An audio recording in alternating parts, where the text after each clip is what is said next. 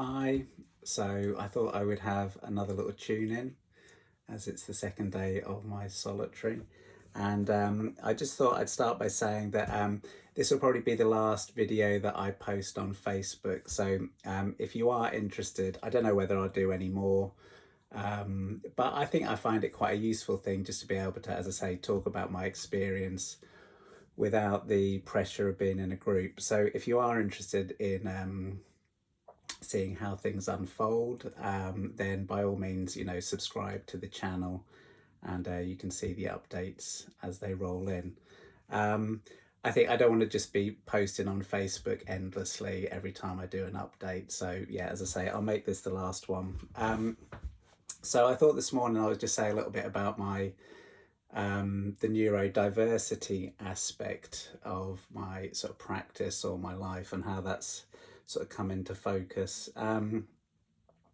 So I guess the backstory here is that my wife, Rosa, she got diagnosed with ADHD as an adult, and since we've been living together, quite early on, she got the impression that I expressed a few of the characteristics of neurodivergency.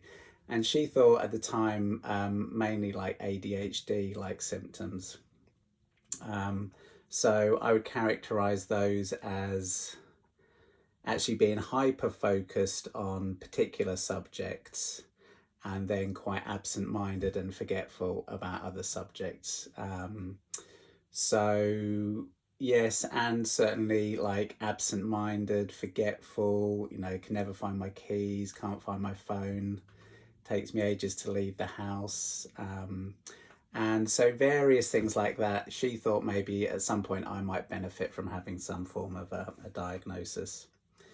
And that was in the sort of back of my mind. And then sort of more recently it came to a head because of one of my trips to Padmaloka. So towards the end of last year, I went and did my second Transcendental Principle retreat. So as I say, for those of you that don't know, Triratna is a Buddhist community. And when I go to Padmaloka, I'm doing ordination training retreats. So this is a series of sort of study retreats and meditation retreats, and they're designed to facilitate you becoming ordained into the Triratna Buddhist community. And the way that works is they are looking at you to try and get a sense of your going for refuge. And at Padmaloka, going for refuge means what is your commitment to the three jewels, the Buddha, the Dharma, the Sangha? What are your sort of connections with the broader Sangha like? And it's also sometimes framed up a little bit about what's your relationship with Sangharakshita, who is the founder of Triratna, and various bits and pieces. So it can be a little bit of an ambiguous term, which possibly for myself, I find quite a difficult thing, as I've now been involved in this ordination process for say over 10 years. And the criteria by which I'm being assessed by can be a bit vague. That's certainly been my experience of it. So I talk to people at my local centre. I've got good friends that are sort of like helping me in my going for refuge journey.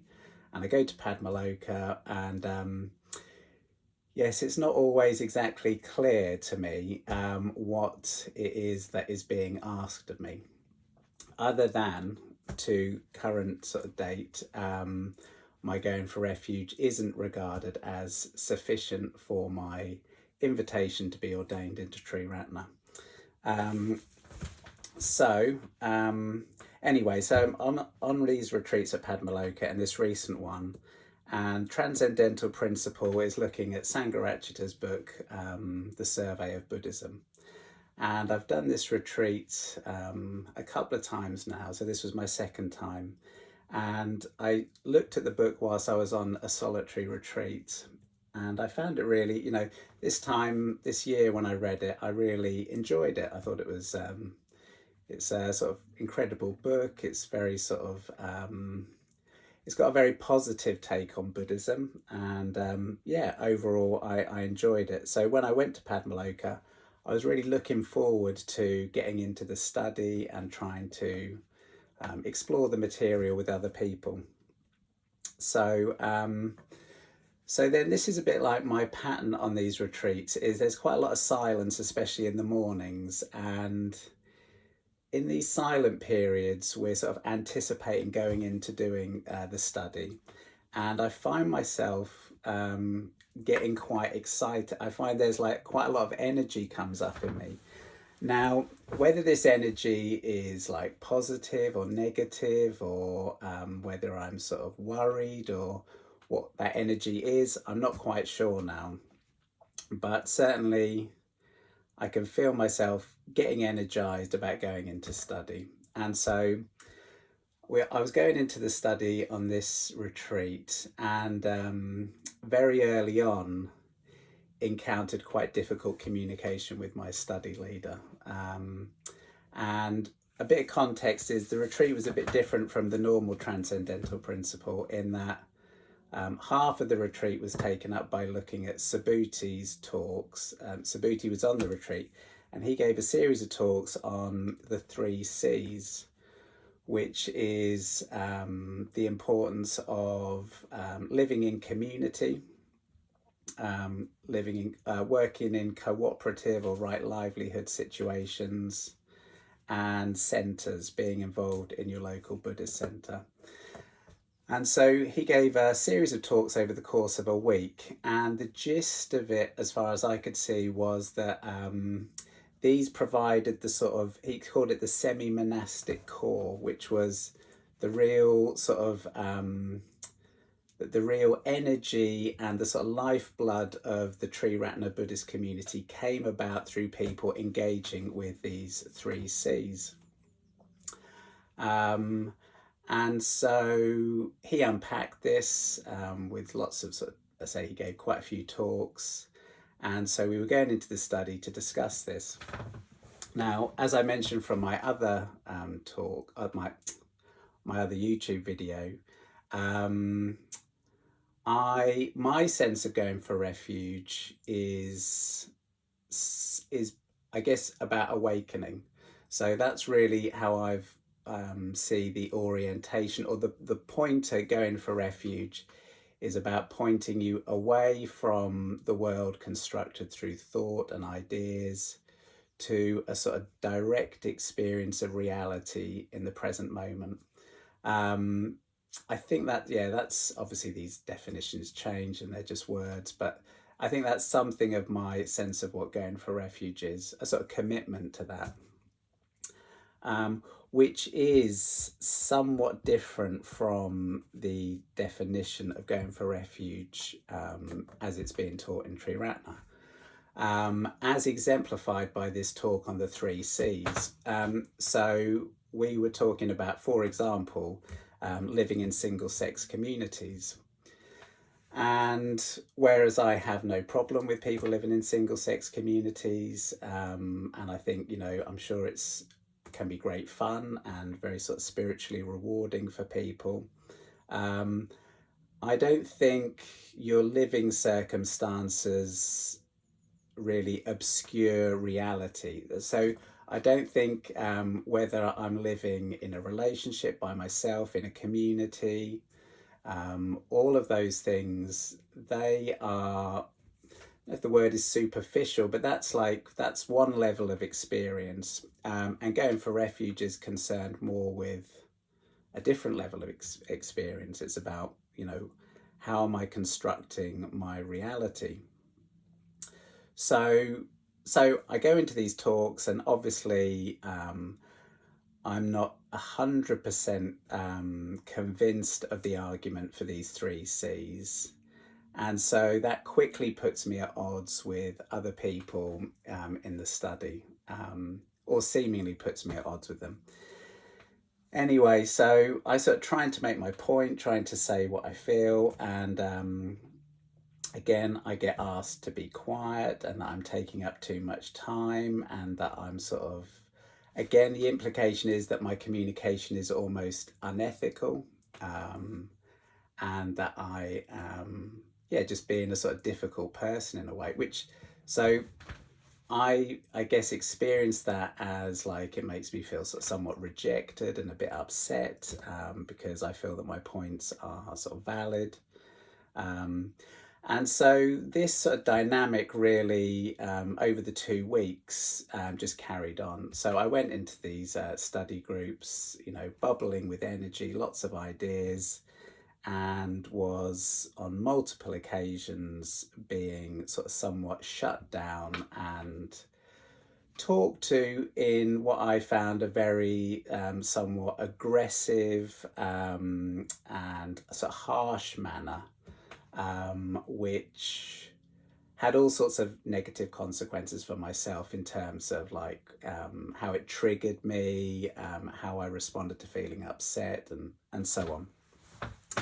So, but at the end of the retreat, I spoke to another chap who was in my study group, and they all seemed a little bit put out by me, that basically somehow I wasn't really being a team player. I wasn't like letting people um, enjoy the study, or that by sort of somehow sort of disagreeing or being at odds with the material was somehow perhaps spoiling the experience of being in the group. Um, and so on, when I sort of reflected on that, that's when I started to think maybe this could be a neurodiversity issue.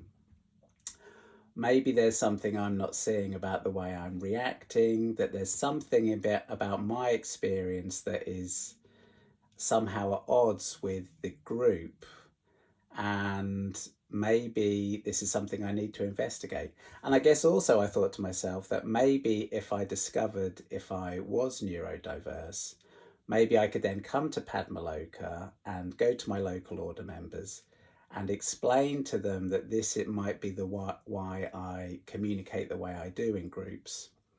Um, Maybe that would help them understand me more. And instead of seeing my communication as an ethical issue, they would see it more as a sort of level of conditionality that's not really in my control. Like they have the niyamas, and you have like karma niyama, which is your choices, your volition. And then there's like these earlier levels of conditionality to do with the mind and your biology. And so maybe it's a sort of deeper level of my conditioning that I just can't really sort of influence. So that was my thinking about why I might investigate. And so I joined the forum on Facebook, and it was really good to see other people talking about neurodiversity. Even if as yet undiagnosed, I feel somewhat, maybe it's a sort of speculative thing. But I do have other experiences in my life that have made me feel it's not impossible. I think, yeah, so I have quite a lot of my, I have a family history of anxiety. And I've experienced anxiety in the past. And I guess I have quite an intense emotional life, even though I get often labeled as being a bit heady. I would say that actually, you know, at a sort of emotional level, I'm just quite, there's quite a lot going on. So I get very excited by things. When I was young, I would get very fearful about things, and say I have these enthusiasms for, you know, certain subjects will take me over for months at a time, and I become sort of obsessed with things. So there's that aspect. And also this I say this intense interest in particular subjects over periods of time, which for a large part of my life, fluctuating on and off, has been Buddhism and non-duality and enlightenment and those sorts of things. So those are areas that have really interested me. So obviously I have quite a lot of when it comes to sort of talking about these subjects, I find it very interesting and have quite a lot that I like to contribute. And again, my engagement in groups there could be this emotional, maybe I find it difficult to sit there and be quiet, or just to be like the grey man or the person that doesn't really say anything. Another thing I notice is I find it difficult in groups when everyone is agreeing with each other. And if everyone's saying, yeah, I really like this and this really works for me, there is part of me that likes to, I sort of enjoy it when people, it's not argue, but I like discussion where it's not so straightforward. Like, it's all very well what we agree on, but it's the bits we don't agree on that I find that sort of like a rich area for discussion. Anyway, yeah, so I have all these sort of things motivating me to sort of look into this, the neurodiversity issue. So anyway, I thought I would just share where I'm at with that. So as I said, I have been experiencing some psychosomatic symptoms, and since about last year, I've been experiencing a sort of dizziness. And at the time, I thought this was a COVID thing, and it may be COVID, it may be a sort of inner ear problem. But there are times where it comes, times where it goes, and it's a bit of a mystery. And I find when I'm sort of out walking, it can sort of make me feel like my legs are a bit heavy and a bit sort of almost like a bit seasick. And then there's been this TRE thing with the shaking. And say when I'm meditating, there's all this tension and shaking. And so this combined maybe I started to think that this could also be perhaps a manifestation of the neurodiversity. So anyway, so I managed to get round and I contacted my doctor, and I went and saw the doctor the other day, and I talked about the shaking, talked about the dizziness and the neurodiversity. He wasn't particularly interested in the shaking thing. The dizziness, he wasn't really sure, and he thought, I could look at sort of my blood pressure and various bits and pieces. But when it came to the neurodiversity, he did say there are some pathways I could go down, and I'd be looking at a couple of years, but he was happy to sort of look into that. But whilst we were talking about that, he started to discuss with me the possibility of antidepressants. And he was quite keen for me. He thought that maybe if I took some antidepressants, like including this, it was sertraline. He said, why don't you take this sertraline? And you might find that just takes the edge off. I could be suffering from a sort of hypervigilance. And when I'd looked into the dizziness, this hypervigilance could be a sort of like I'm over sort of stimulated, over analysing my circumstances and sort of anticipating threat where there's not any. So he was talking about taking these SSRIs. And so I wasn't really sure what to do about that. But he also mentioned something. He said about serotonin levels, and he started talking about an anxiety model to do with serotonin, and talking about when they looked at monkeys in a hierarchical structure, they found that the lower down the monkey was in the sort of chain, the lower their levels of serotonin were. And once, if that monkey goes up the ladder, as it were, and gets closer to the top, or if you look at the top monkey, they actually have naturally very high serotonin levels. And so he seemed to be suggesting that's the model. And he was saying, well, take some of these SSRIs and you get your serotonin levels back up and you won't be so hypervigilant, and maybe the dizziness would go away and it wouldn't be a problem.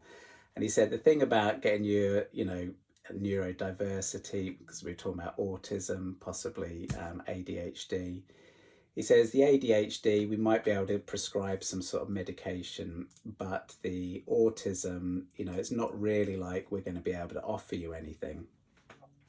Whereas you take these antidepressants and, who knows, in a year's time, you might feel just a lot better and you look back and you'll think, what was all that about? So I must say, I sort of left there feeling somewhat confused. And for those of you that are out there that perhaps have struggled with the neurodiversity, or maybe anxiety, depression, or if you've had any experience of taking these SSRIs, like positive or negative, like I'd be sort of fascinated to hear about it. I know my mum has taken antidepressants and had sort of good results off them. And I know there are other people that are a bit more skeptical about them. But the remarks he made about the monkey thing, I guess that did make me think a little bit about my involvement in Tree Ratna, as you can imagine. So, as I say, going down to my local Buddhist centre now for, as I say, getting on for 15 odd years, I find myself as a fairly low ranking monkey. And because of my interest in insight and the non duality, and people thinking I might be a bit unethical because of the way I communicate in groups, that doesn't look like a situation that's ever going to sort of change, at least in the short term. I mean, who knows? Who knows what will happen? And then going to Padmaloka, which itself works on a very hierarchical structure in terms of, there's like you're going for refuge, there's the ordination team, they knew Bante back in the early days, and a lot of their sense of